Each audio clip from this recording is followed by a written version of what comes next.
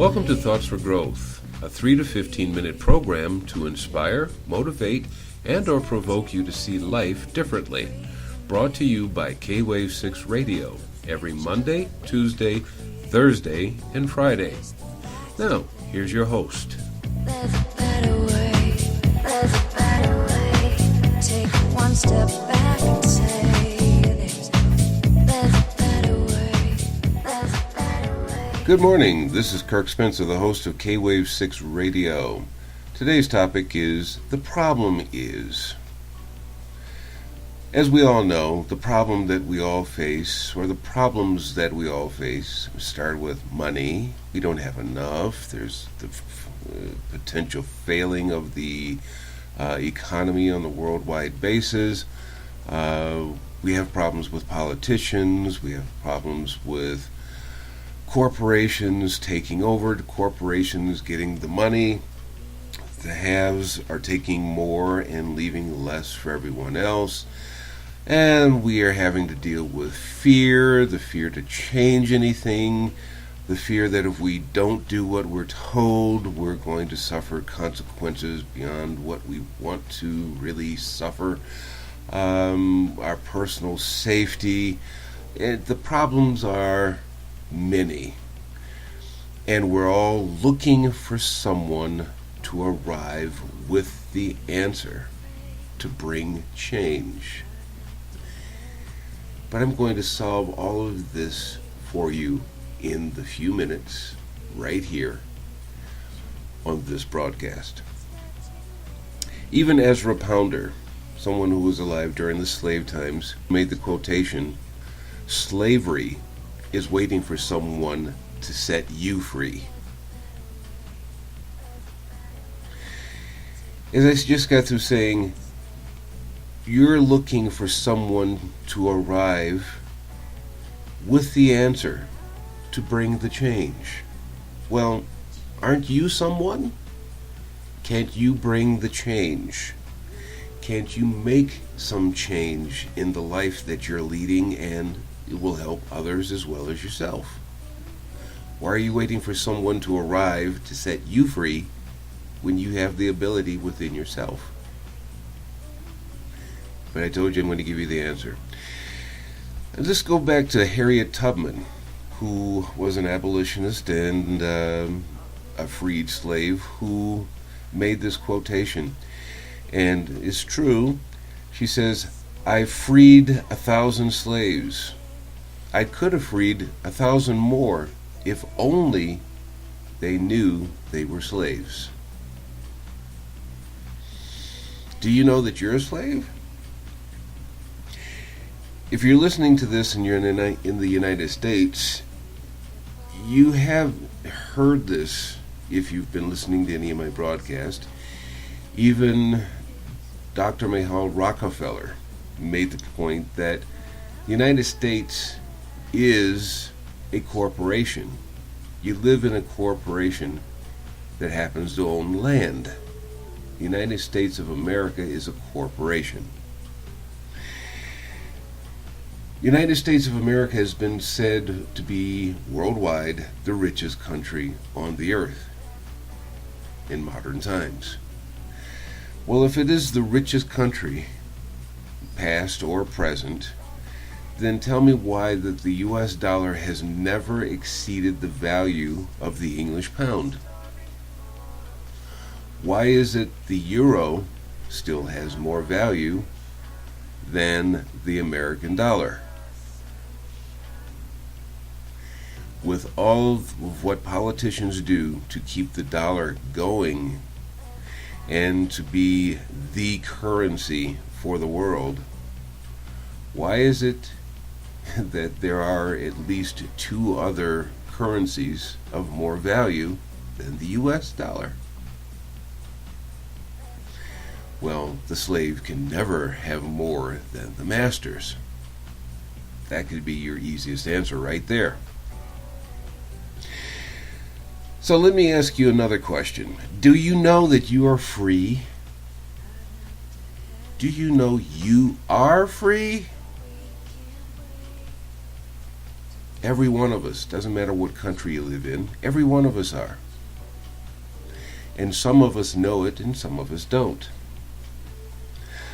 Most of us that live in what we consider to be first world countries, not third world countries, are born into a world where we're taught to accept man as an unquestioned ruler. Someone we have to pay to live here. But this is where you were born, and those who are assuming rule over us had nothing to do with our birth, have nothing to do with our life other than maybe putting us into a military and telling us to go fight in a war that we neither started, nor are we defending our own territory, our own lands. And if we are doing that, depending on what country you're in, why are we doing this? Why are we having to defend ourselves? Because of someone else's greed? They want something that we have, whether it is our land, our water, our resources, or even just our religious beliefs. Why? You're a free man. You're a free woman. Everyone is. Yet we concede our power to be giving in to someone else's thoughts and somebody else's beliefs. Usually is beliefs, because if you don't believe that you're fighting for the right reason, you're more than likely just going to leave somehow, even if it is just to go AWOL. Remember, we are the colonized, not the colonizers. Because wherever the colonizers went, and they took what they wanted, or they're still taking what they want, we, or those who, now I say we because I'm living in Mexico, the Mexican peso, 1 peso on the average is worth, $1 is on the average worth 13 Mexican pesos. The Filipino peso, $1, at least a couple of years ago when I checked this, $1 American dollar can get 43 pesos. So the Mexican peso is worth more than the Filipino peso. Where else do you live in the world? You compare that to wherever you are right now. Think about that. So if the Filipino peso is only 43, well, you can get 43 pesos for 1 American dollar. What could you get with the English pound? What could you get with the euro? And you ask why people are leaving their native countries, because they want more money to live a better life. Okay, enough of all of that. Let's get to the end of this.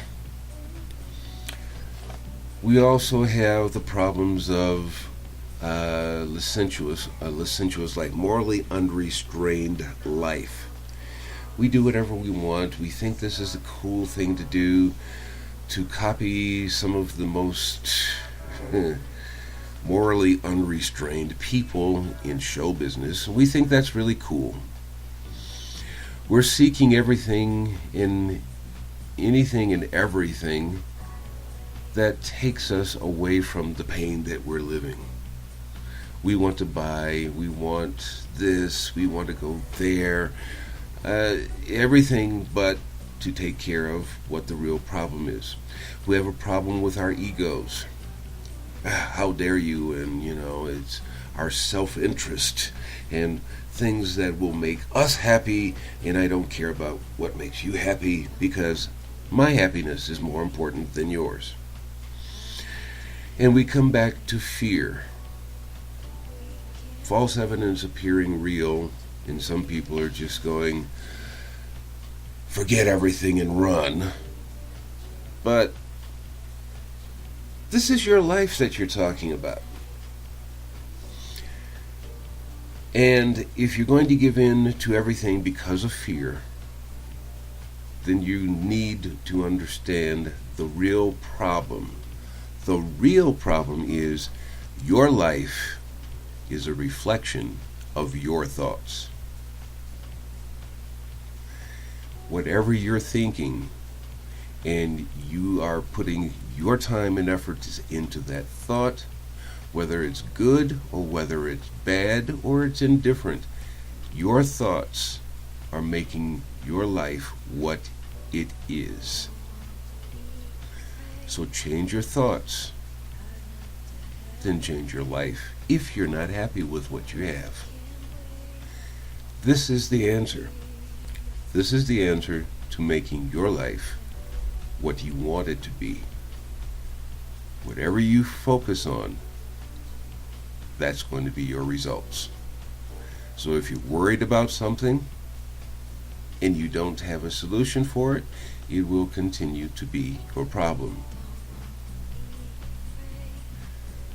Recently, a friend of mine asked me, she's a single woman, very attractive, tall. She's around 30 years old, and she's going, I don't have a boyfriend, and I don't have the job that I want. I don't have a husband, and I want to have kids. So I actually went over and I asked her at her job. I said, so what do you want? And she goes, I don't know. And I said, there's your problem right there. Until you know what you want, you're going to sit back going, I don't have. Change your thoughts. Make your thoughts what you want come true. If you keep thinking about the things you don't have and the problems of the world, and that's all you think about, those are the problems that are going to continue. Think about what you want and make it happen. Your life is a reflection of your thoughts. Have a wonderful day.